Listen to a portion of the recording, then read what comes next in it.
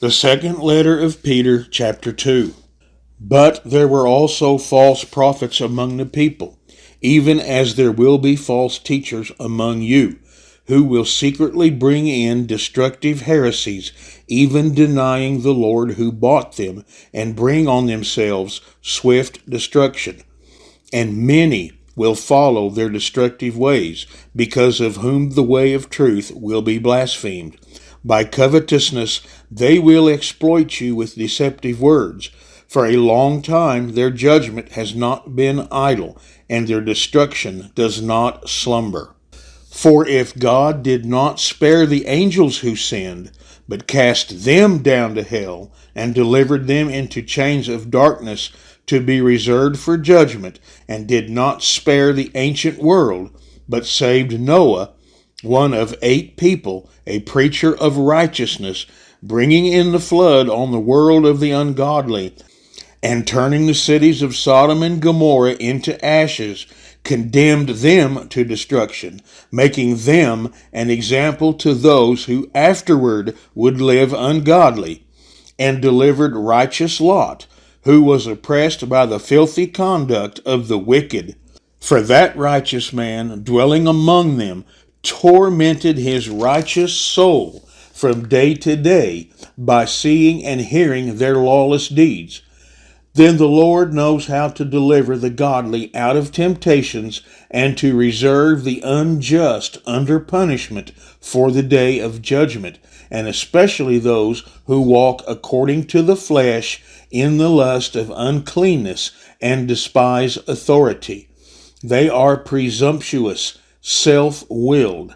They are not afraid to speak evil of dignitaries, whereas angels who are greater in power and might do not bring a reviling accusation against them before the Lord. But these, like natural brute beasts made to be caught and destroyed, speak evil of the things they do not understand, and will utterly perish in their own corruption, and will receive the wages of unrighteousness as those who count it pleasure to carouse in the daytime.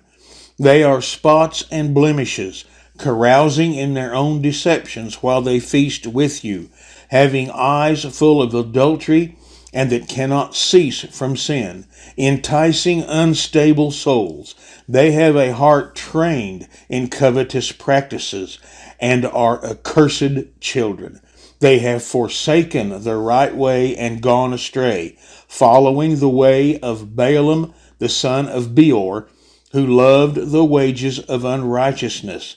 But he was rebuked for his iniquity. A dumb donkey, speaking with a man's voice, restrained the madness of the prophet. These are whales without water, clouds carried by a tempest, for whom is reserved the blackness of darkness forever.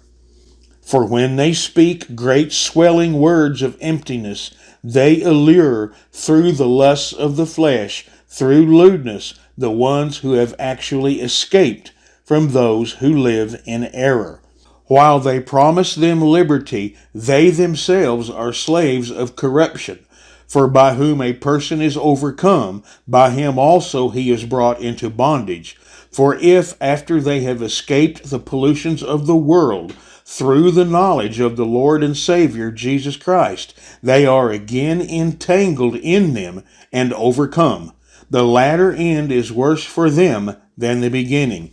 For it would have been better for them not to have known the way of righteousness, than having known it to turn from the holy commandment delivered to them.